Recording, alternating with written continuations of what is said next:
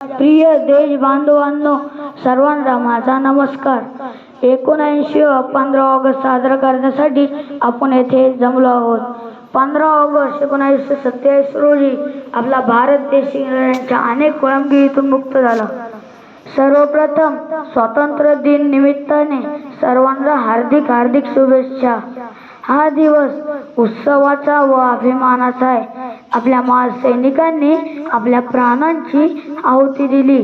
महात्मा गांधीजी, लोकमान्य टिळक, सुभाषचंद्र बोस, मंगल पांडे, भगतसिंग, सुखदेव, राजगुरू, लाला लजपतराय, राणी लक्ष्मीबाई, सरदार वल्लभभाई पटेल अशा महाशूर वीरांनी प्राणपणास लावले.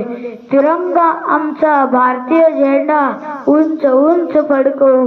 तिरंगा आमचा भारतीय झेंडा उंच उंच फडकवू. प्राणपणाने लढून आम्ही शान यांची वडू. प्राणपणाने लढून आम्ही शान यांची वडू. जय हिंद, जय भारत.